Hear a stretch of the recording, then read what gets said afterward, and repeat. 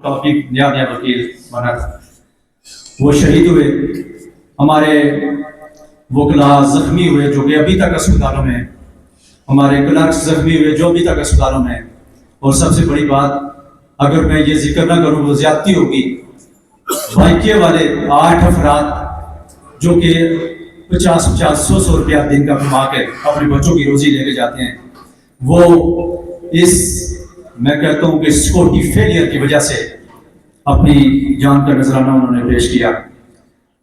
मैं समझता हूँ कि हमारे बुजुर्ग जो आज यहाँ तशरीफ लाए, किसी की फातह खानी पे जाना उसकी सिर्फ हौसला अफजाई होती है, उसका दर्द कम होता है। इन्होंने हमारा दर्द कम करने की कोशिश की। हम अल्लाह पाक इनको उसका अजर देगा।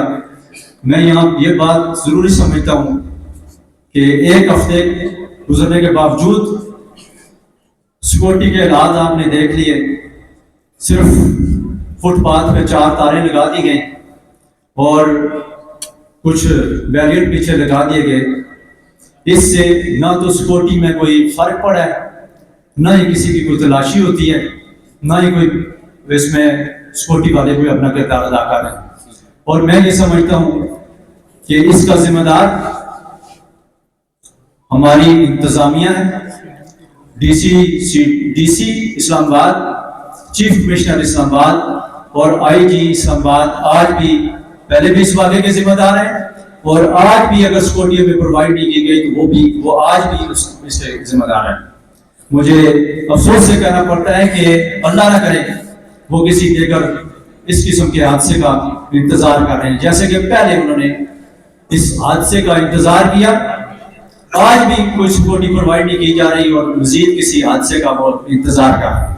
अगर हमने उस दिन भी कहा था पिछले इजलास में भी कि ये तीनों अफराद और जो भी शख्स इस सिक्योरिटी लैब्स का जिम्मेदार है, मुझे अफसोस है कि ना ही इंटीरियर मिनिस्टर पे, ना ही प्राइम मिनिस्टर पे, ना ही किसी देगर अदारे के सरबराह पे के कान पे जू ही रूंगी है कि वो किसी को तो हेड रोल करता।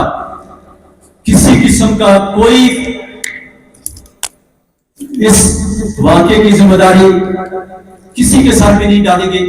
इसका मतलब यह है कि ये वाक़या जो हुआ है वो शायद किसी आसमानी खलाई मखलूक के खिलाफ हुआ है, जो किसी भी शख्स के खिलाफ कोई कानूनी कार्रवाई नहीं की गई, किसी को मुअत्तल नहीं किया गया, किसी को सस्पेंड नहीं किया गया और किसी पे ये जिम्मेदारी नहीं डाली गई।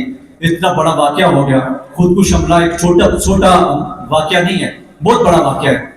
मैं तमाम अपने बुजुर्गों का दोबारा इंतहाई मशकूर हूँ और मैं यहाँ पे उनसे ये भी कहता हूँ जो भी यहाँ पे असेंबली में बैठे हुए, सेनेट में बैठे हुए, हमें आज तक हमारे जख्मी अस्पतालों में पड़े हुए हैं, शोहदा के वारसान देख रहे हैं, लेकिन किसी किस्म का कोई कंपनसेशन आज तक उन्हें नहीं मिला। अस्पतालों में जो जख्मी पड़े हुए हैं जेब से इखराजात कर रहे हैं या फिर हम उनकी जो थोड़ी बहुत माली इमदाद कर रहे हैं, लेकिन हमें कहा गया था कि उनकी तमाम तर जरूरियात को पूरा किया जाएगा। लेकिन अफसोस के साथ कहना पड़ रहा है कि ना ही आज तक कंपनसेशन दिया गया और ना ही उन जख्मियों की कोई कंपनसेशन का कोई मुदावा किया गया और वो अपने जेब से इखराजात अस्पतालों में बर्दाश्त कर रहे हैं। आप चूंकि यहाँ ऐवानों में बैठे हुए हैं तो मेरी आपसे इस्तदा है कि आप हमारी आवाज़ हम तो पहुँचा चुके हैं जहाँ तक पहुँचानी थी, शायद किसी पे कोई असर नहीं हो रहा और वो ये देख रहे हैं कि शायद हम सड़कों पर निकलें, कोई एहतजाज करें, तब शायद उन्हें कुछ समझ आए कि हमने क्या करना है क्या नहीं करना। सबसे पहले मेरी आपसे गुजारिश ये है कि हमारी आवाज़ ये ऐवानों में उन लोगों तक पहुँचाएं कि जो भी इस वाक़े का जिम्मेदार है, इस सिक्योरिटी फेलियर का जो भी जिम्मेदार है, उसके खिलाफ कार्रवाई की जाए। दूसरा हमारा मुतालबा ये है कि इस शहर का इंतजाम जिनके वाले हैं वो मैं समझता हूँ वही जिम्मेदार हैं और उनको हेड रोल करना चाहिए। अगर ये नहीं होता तो फिर हमने ये पहले भी कहा था कि हम फिर ऐसा करके दिखाएंगे, फिर आप देखते रह जाएंगे। कंपनसेशन का भी हमारा इशू है آپ پیمانے والا تک ہماری یہ استدعا پہنچائیں کہ وہ جلد از جلد زخمیوں کو اور جو ہمارے شہداء ہیں ان کا کمپنسیشن کا ان تک پہنچائیں. آپ کا بہت شکریہ, بہت مہربانی, آپ تشریف لائے, ہمارے غم میں شریک ہوئے, آپ کا بہت شکریہ. مہمان جتنے ہیں وہ ہمارے پریزیڈنٹ آفس میں آئیں گے, وہاں ہم بیٹھیں گے. تو آپ سب معزز وکلاء صاحبان کا شکریہ, تھینک یو سو مچ. دعا کے لیے